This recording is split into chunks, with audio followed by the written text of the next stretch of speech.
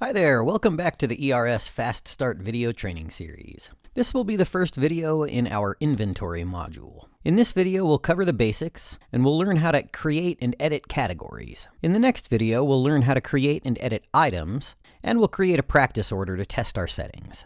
So let's start by clicking on Admin, Products, Categories. So let's take a quick look at how ERS structures our inventory. This section of this web page is known as the store. You can have it on as many web pages as you like.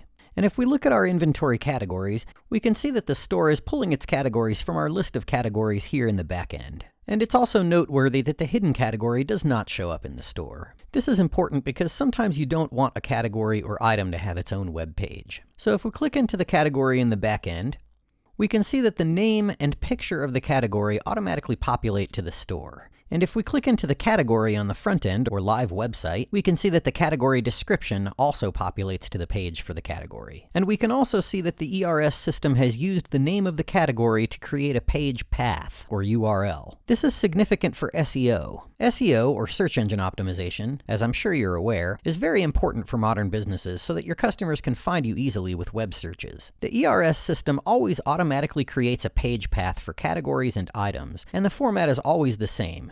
It's /category / the name of the category, with any spaces between the words separated by underscores. And for items, the format is the same. It's /items, etc.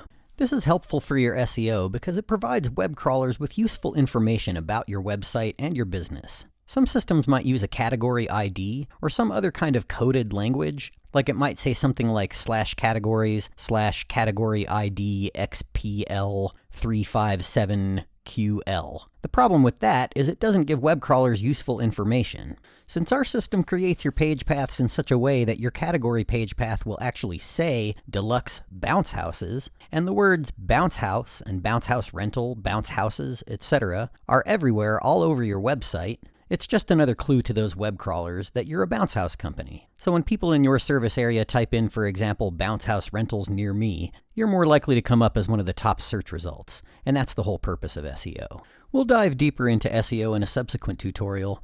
I just wanted to give you a brief glimpse of how the ERS system supports you with your SEO under the hood. Alright, so let's create a new category by clicking on Add New. And there are many fields in here we could fill out, but the only ones we need to concern ourselves with now are name, picture, and schedule profile. Now, schedule profile, along with price rules and availability rule sets, are the plumbing, so to speak, that help the system manage your inventory properly. We'll cover those more thoroughly in a subsequent tutorial. For now, the important thing is to make sure that the category does have a schedule profile. And when in doubt, always go with main.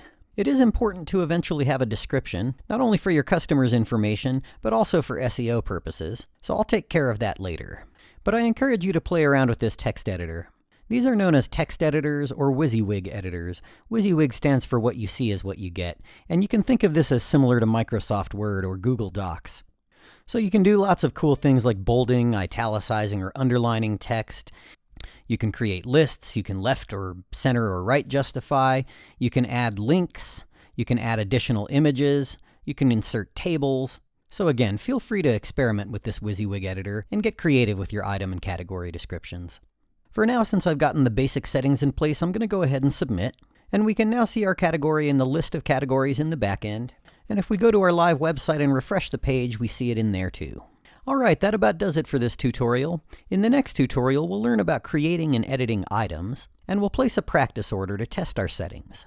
Remember, anytime you're logged into the back end of the system working and you have questions, you can always click on Help, enter the knowledge base, and do a keyword search. You'll find tons of useful information and articles in here.